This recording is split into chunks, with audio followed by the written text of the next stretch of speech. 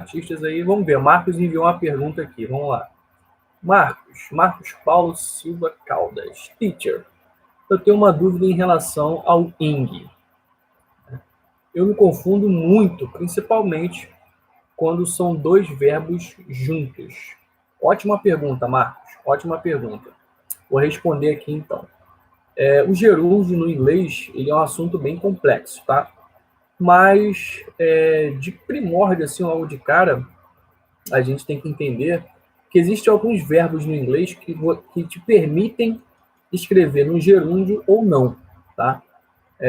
Vamos supor, o verbo to like, né? O verbo to like, o verbo gostar, é um verbo que te permite escrever. Vamos supor, I like to drink coffee. Você pode escrever I like to drink coffee, ou você pode falar I like drinking coffee, né? Você pode usar tanto o to drink com like, né? Ou I like drinking, tá? Então, são duas formas de escrever a mesma coisa que não muda nada no inglês, né? Então, I like to drink coffee, I like drinking coffee, tá? Esse tipo de situação você pode fazer com os verbos to love, tá? No inglês é permitido também. Você pode falar I love to dance e pode falar I love dancing, tá? Você pode fazer dos dois ali, né? São duas formas de escrever que não mudam. Então, os verbos que é permitido você fazer isso no inglês. O verbo to like, como eu já falei, o verbo to love, o verbo hate, né? O to hate. O verbo to prefer também é um que você pode utilizar dessas formas aí, tá? Porém, existe alguns verbos que já, no caso, já pede, é obrigatório, né? Você utilizar o gerúndio. Você não pode colocar o to depois.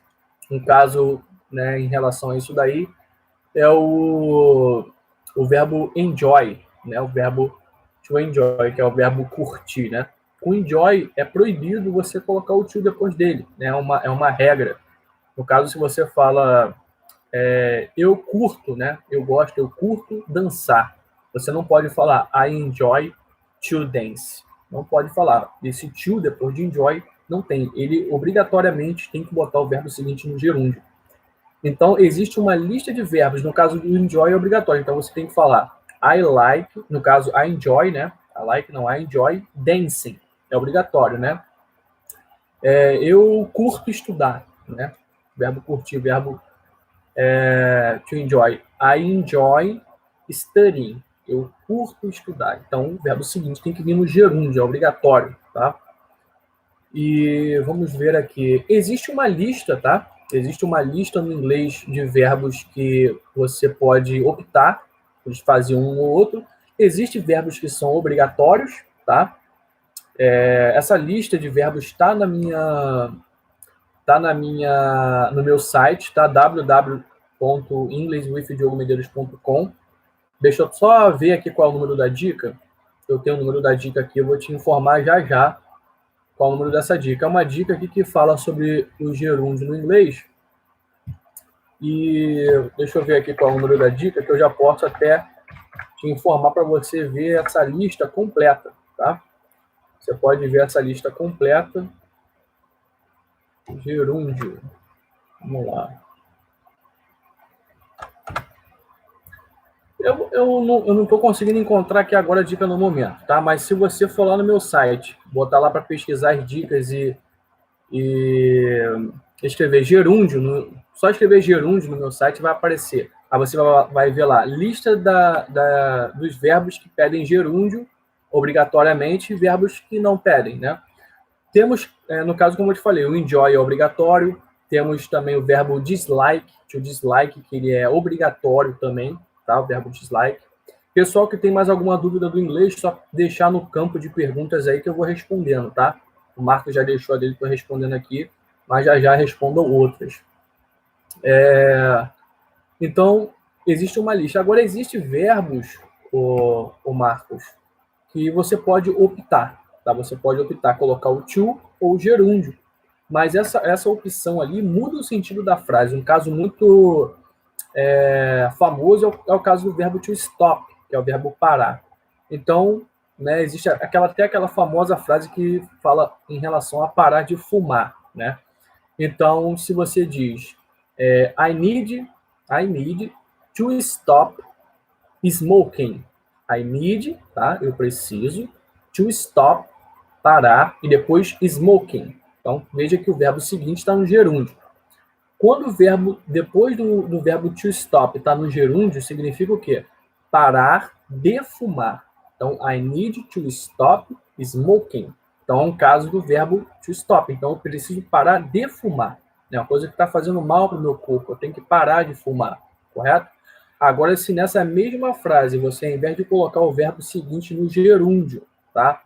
Você coloca ali o to smoking, refazendo a frase I need to stop to smoke, né? Então, agora o que modificou? Modificou que agora você está dizendo que precisa parar para fumar. Agora você não está dizendo que vai parar de fumar, mas sim que você vai parar para fumar. Você está dirigindo um carro, né? E chegou ali um momento que te deu vontade de fumar, você não vai fumar dentro do carro, tem que parar o carro para poder fumar. Então, no caso do verbo to stop, existe essa diferença. Então, tem que ter bastante cuidado com ele, né? Quando você diz stop e depois bota o verbo seguinte no gerúndio, é que você quer parar de fazer aquilo. Vamos supor, vamos supor, I want to stop dancing. Eu quero parar de dançar. Eu não quero dançar nunca mais na minha vida. I want to stop dancing. Eu quero parar de dançar. Agora, se você diz I want to stop to dance, aí já modificou. Eu quero parar para dançar. Eu quero parar um pouquinho aqui para dançar. Entendeu a diferença? Esse daí é um caso específico do verbo to stop, né? Então, só para recapitular, existe uma lista, tá? Existe uma lista de verbos que você pode optar por colocar no gerúndio ou não. Existe uma lista também que diz que você, no caso, pode, né, escolher colocar ou não colocar, e existe também o detalhe do verbo to stop, que, né, tem esse detalhe aí, tá ok? Então, o Marcos entendeu, né, a explicação, tá ali, ó, thanks, teacher, você me ajudou muito, fico feliz, Marcos, de ter te ajudado, tá? Não esquece lá no meu site, né, o www. Eu vou deixar esse site depois que acabar essa live aqui, que inclusive é a primeira que eu estou fazendo, né? Não vou estender muito, não. E vou deixar o meu site aqui para vocês pesquisarem, né? Se aprofundarem nessas dicas que eu estou passando aqui, entendeu? Mas tem lá, só escrever gerúndio, tá? Continuando, até que ninguém perguntou aqui mais nada, então eu vou continuar essa história do gerúndio para contar para vocês um caso especial do gerúndio também em inglês, mais um caso especial, tá? Acontece o seguinte, pessoal, quando nós utilizamos o verbo to go no inglês, o verbo to go, o verbo ir, toda vez que você utiliza depois do verbo to go, no final, né, um verbo que denota ali um esporte, né, ele tem que vir obrigatoriamente no gerúndio, tá? É mais um detalhe também sobre gerúndio no inglês. Então, vamos dar um exemplo disso aqui. Vamos supor que você diga que quer ir pescar, né? Eu quero ir pescar. I want to go. Aí, depois do go, como é que é pescar em inglês? No caso, é fishing, né? To fish. Peixe no caso, fish. Não, então, to fish, pescar, né? Tem esses detalhes no inglês também. Então, quando você coloca esses tipos de verbo no final, que denota alguma prática de esporte, é obrigatório colocar ele no gerúndio também. Então, I want to go fishing, né? Vamos supor que você também diga que quer andar de bicicleta, né? Que é um outro tipo de esporte. I want to go riding, né? Que no caso, riding é aquele montar de bicicleta, então quer dizer andar de bicicleta. Então, todos esses verbos que denotam algum tipo de esporte, né, sempre tem que vir no gerúndio depois do verbo to go. Tá? Tem esse detalhe também no inglês. E aproveitando também para falar disso também, vocês viram que no inglês a palavra fish é peixe, correto? Fish, peixe. Agora, quando você coloca o to em certas palavras no inglês, ele acaba virando um verbo, né? To fish, pescar. No caso da faca, né? Conhecemos a palavra faca, que é o que? Knife.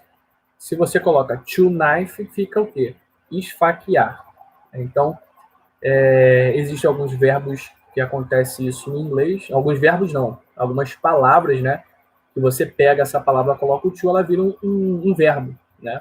Caso famoso também do verbo house, né? To house. Né? Todo mundo conhece house como casa. Né? House, o que é house? House é casa.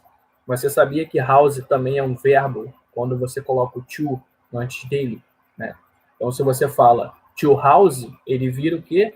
Abrigar. Né? É isso que vira o verbo to house, verbo abrigar. Então, se você... Até tem uma dica que fala sobre isso, que a dica é bem assim. I need to house you in my house. I need to house you in my house. E a pessoa pergunta assim, I need to house? O que seria o to house? To house é o verbo abrigar, que muita gente conhece aí como a casa, né? É uma palavra, né? É a palavra casa, mas quando você coloca o to ali, se torna abrigar, entendeu? Então, mais um detalhe também, né?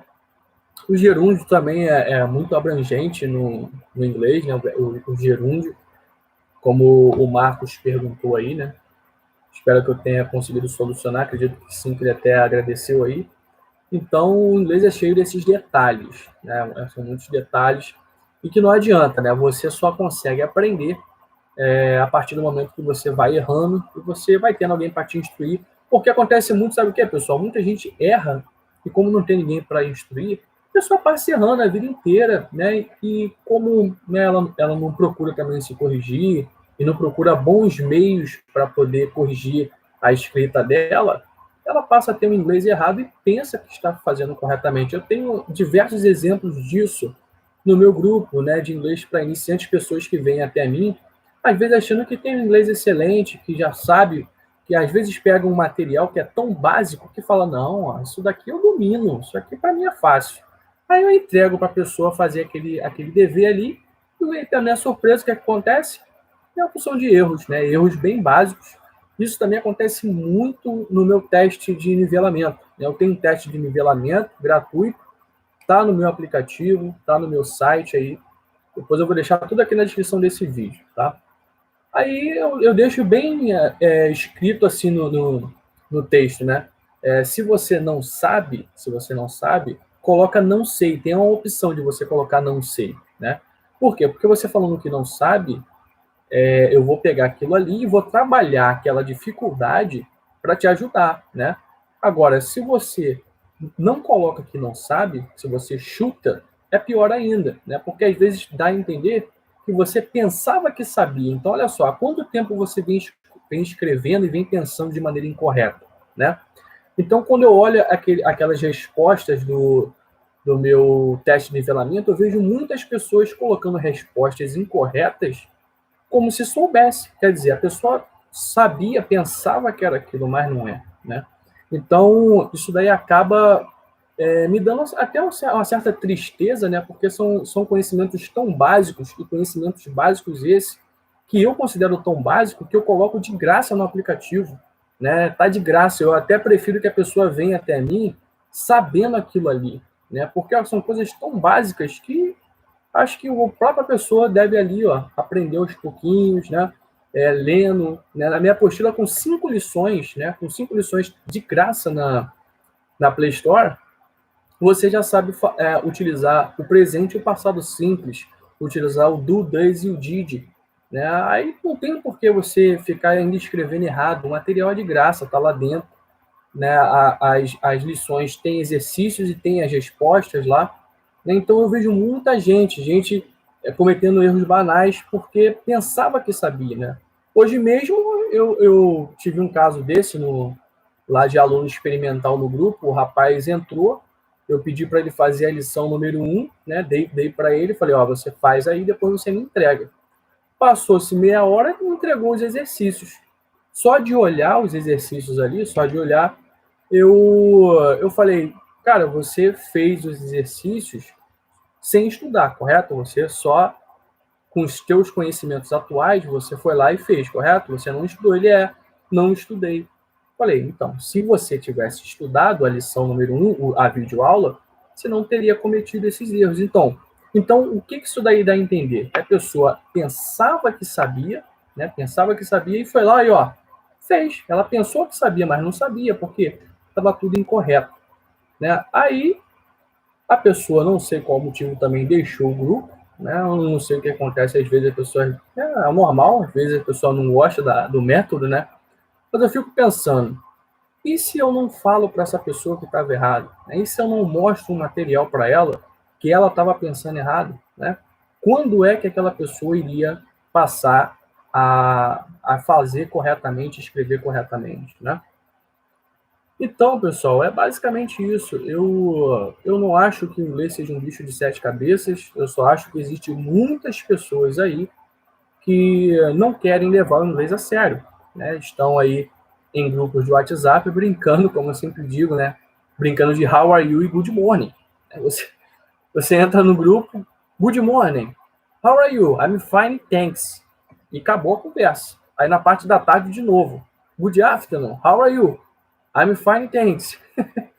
E aí foi. Não existe ali um estudo, não existe uma conversa interativa para você se aprofundar no conhecimento, né? E isso daí, né, vai levando o inglês da pessoa com um patamar que, quanto mais ela ficar nessa de não tentar evoluir, vai cada vez piorando mais, né? E não sai daquele nível. Então eu vou fazer o seguinte, eu vou terminar a live de hoje, né? Isso foi uma live experimental, nunca tinha feito. Até gostei da pergunta que foi feita pelo Marcos, né? Sobre o gerúndio, né? E vou deixar essa live aqui disponível como a primeira live do canal. E vou fazer o seguinte, toda segunda-feira eu vou fazer essa live aqui para poder estar sempre em contato com vocês e passar algumas instruções importantes que vocês, de repente, estejam precisando. Tá bom? Vou ficando por aqui, pessoal. Um abraço e até a próxima.